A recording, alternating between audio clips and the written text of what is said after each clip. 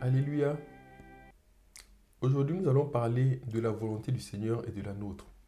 Parce qu'on dit habituellement, Seigneur, que ta volonté soit faite.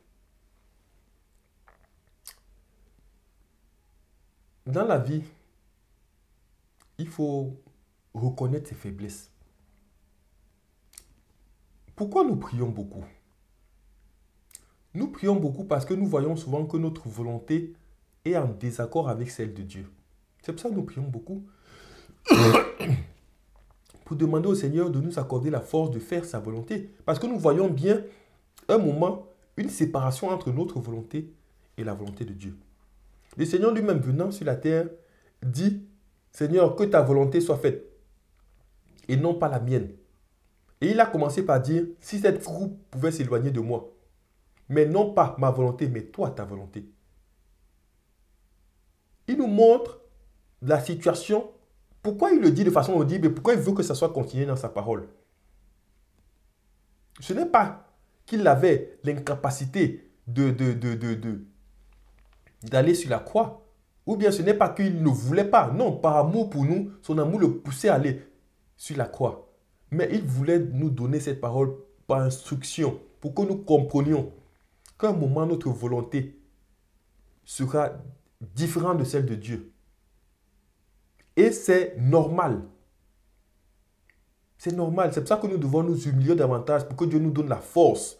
Et un ange le fortifia pour que Dieu nous donne la force pour pouvoir accomplir sa volonté. D'où le fait de beaucoup méditer et de beaucoup prier. Mais certains sont téméraires. Ils disent non, Seigneur, que ta volonté soit faite. Alors qu'ils ne prient pas, alors qu'ils ne s'humilient pas devant Dieu. Et ils se trompent eux-mêmes. Parce que dire à quelqu'un de différent de toi que ta volonté soit faite, cela signifie que tu peux souhaiter aller à gauche, la personne te dit non, va à droite. Tu peux souhaiter un travail, la personne te dit non, reste assis à la maison. Tu peux souhaiter une telle femme, la personne te dit non, ne te marie pas. Tu peux souhaiter aller évangéliser, la personne te dit non, toi reste prier. Il faut savoir que dire à quelqu'un que ta volonté soit faite, c'est soi-même soumettre sa volonté à tous les désirs de l'autre, qu'il soit bon ou pas. Et en Dieu, c'est vrai, c'est toujours bon. Mais ça peut s'opposer radicalement et même sans que nous n'ayons la force de les mettre en pratique. Que chacun regarde bien dans sa vie. Est-ce qu'il voudrait que Dieu prenne le contrôle de toute sa vie? Est-ce qu'il voudrait que la volonté de Dieu soit totalement faite à l'heure actuelle? Est-ce qu'il en a déjà la force? Est-ce qu'aller imiter le Seigneur Jésus-Christ, c'est si facile que cela? Il dit les renards ont des tanières, les oiseaux ont des nids. Le Fils de l'homme n'a pas opposé sa tête. C'est quel type de vie? Il faut qu'on réfléchisse bien. C'est quel type de vie quelqu'un qui n'a pas opposé sa tête? C'est quel type de vie où quelqu'un, la nuit, passe son temps à prier, le jour, il ne fait qu'annoncer le message. Aussi pauvre le premier jour que le dernier jour. Et pour couronner le tout, après tout le bien qu'il fait, sans en recueillir quoi que ce soit, c'est la crucifixion. C'est quel type de vie? Que chacun regarde bien le confort dans lequel il est. Quand je dis confort, je ne parle pas de richesse. Quoique c'est quand même une certaine richesse.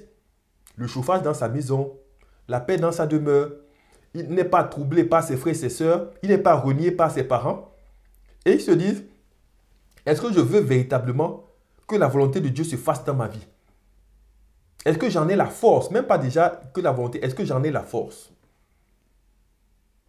C'est pour ça que je nous ramène à des sentiments un peu plus, je ne pourrais pas dire réaliste ou je ne pourrais pas dire humble, parce que ça s'écarte, mais dis juste que il ne suffit pas de dire des paroles en l'air.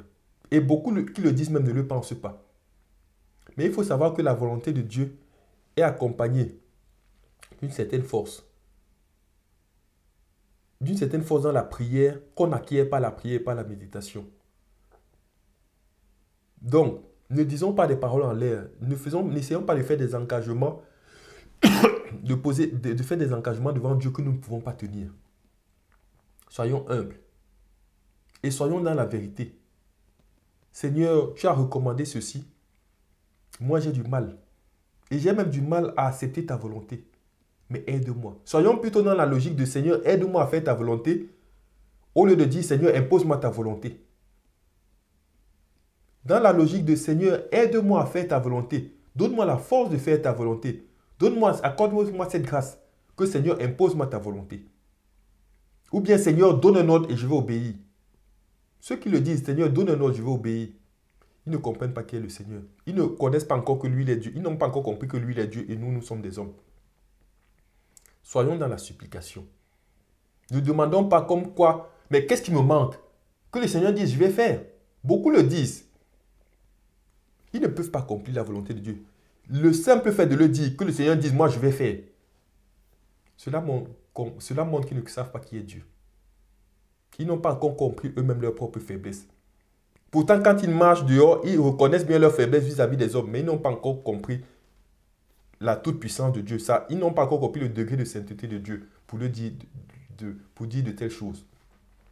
Soyons dans les sentiments plus humbles et demandons plutôt à Dieu de nous aider à faire sa volonté. Que le Seigneur nous accorde cette grâce. Amen.